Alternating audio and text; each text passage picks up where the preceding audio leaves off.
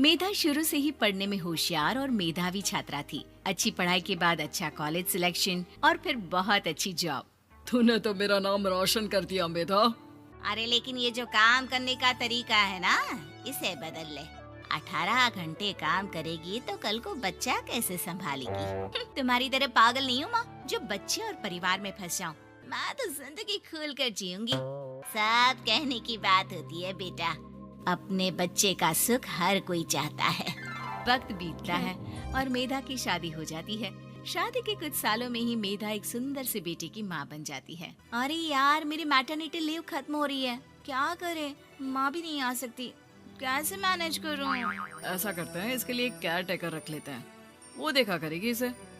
मेधा को पति की बात जंच जाती है और वो केयर टेकर की तलाश शुरू कर देती है। एक दिन उन लोगों के घर एक महिला आती है जो दिखने में पढ़ी लिखी लगती है।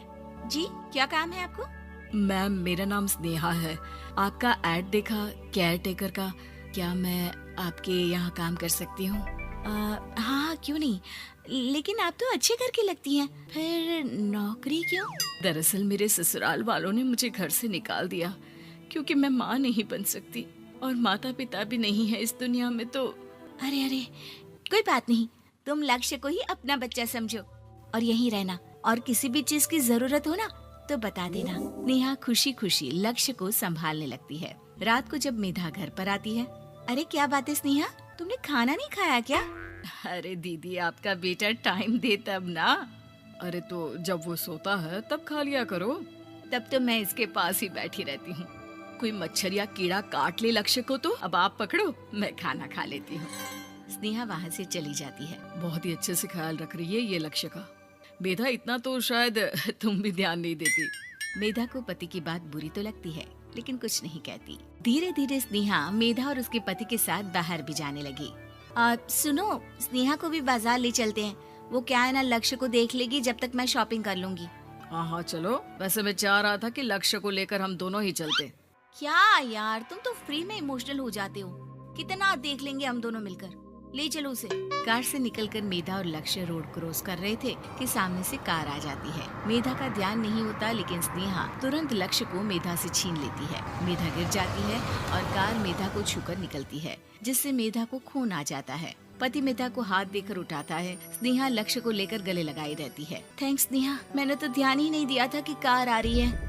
स्नेहा का गुस्सा मालकिन पर टूट पड़ता है। अरे कैसी माँ है आप, अगर आज कुछ लक्ष्य को हो जाता तो मैं आपको कभी माफ नहीं करती। छोटा सा बच्चा है, उसे चोट लगती है तो पता है कितनी तकलीफ होती है। पति भी स्नेहा को देखने लगता है कि उसे क्या हो गया।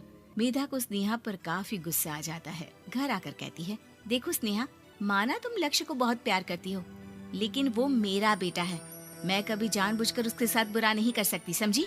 मुझे माफ कर दीजिए, मैं लक्ष्य को लेकर कुछ ज्यादा ही सेंसिटिव हो चुकी हूँ। मैं ध्यान रखूंगी कि आगे से ऐसा ना हो। मेधा का मन स्नेहा से अब हटने लगा था। एक शाम मेधा ऑफिस से घर आती है कि लक्ष्य उसे दिखाई नहीं देता और ना ही स्नेहा। वो स्नेहा के कमरे में जाती है जहाँ दोनों सो रहे होते हैं। अरे स्नेहा, लक्ष्य को आज इस कमरे में क्यों सुला दिया? दीदी, मुझे नींद आ रही थी, ऐसे में उसे कमरे में अकेले लिटाना मुझे ठीक नहीं लगा। मेधा बच्चा उठाने लगती है कि स्नेहा टोक देती है। रहने दीजिए ना दीदी, सो रहा है, फालतू में नींद खराब हो जाएगी।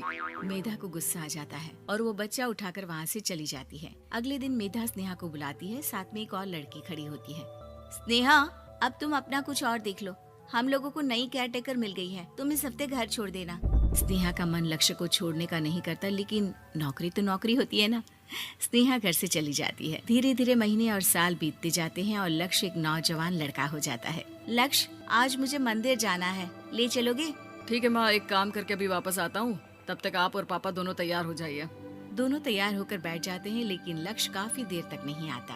अरे मेधा, फोन तो करो लक्ष्य को, देखो क्या हो गया उसे। मेधा फोन करती है तो पता चलता है कि लक्ष्य का एक्सीडेंट हो गया है और वो सिटी अस्पताल में है। जल्दी चलिए, पता नहीं कैसा होगा मेरा बेटा। अरे चिंता ना करो, सब ठीक होगा, मैं अभी कार निकालता हूँ। दोनों मियाँ बीवी अस्पताल पहुँचते हैं, जहाँ वो लोग देखते हैं कि लक्ष्य बिस्तर पर पड़ा होता है। एक महिला इन्हें यहाँ लेकर आई है, वो वहाँ बैठी है, लेकिन फिलहाल तो आप लोगों को इनके लिए किडनी का प्रबंध करना होगा। एक्सीडेंट में इसकी किडनी डैमेज हो गई है। मेरी ले लीजिए डॉक्टर साहब, मेरे बेटे को बचा लीजिए। नहीं नहीं, आप माँ हैं, आपकी नहीं ले सकते, पिता की भी नहीं। आप किसी रिलेटिव या दोस्त से पता कर लें और हाँ थोड़ा जल्दी करें क्योंकि देर होने से मामला बिगड़ सकता है। मेधा बैठकर रोने लगती है कि वहाँ डॉक्टर आ जाते हैं। जिस औरत ने आपके बेटे को यहाँ भर्ती कराया था वो अपनी किडनी आपके बेटे को देना चाहती है। हाँ? कौन है वो? कहाँ है वो? तभी वहाँ स्नेहा आ जाती है। स्नेहा तुम? मैं लक्ष्य को पहचान नहीं पाई थी, लेकिन आप लोगों को देखकर समझ गई कि ये लक्ष्य है, इसलिए वापस आ गई। मैं अपनी किडनी आपके बेटे को देना चाहती हूँ। मेरी अपनी तो कोई औलाद नहीं, लेकिन लक्ष्य में मैंने हमेशा अपना बच्चा देखा। तुम धन्य हो स्नेहा, जो इतने साल में भी लक्ष्य को भूल नहीं पाई। सही मामले में तो वो तुम्हारा ही बच्चा होगा, क्योंकि जन्म भले ही मैंने दिया हो, लेकिन आज तुम उसकी जिंदगी बचा रही हो।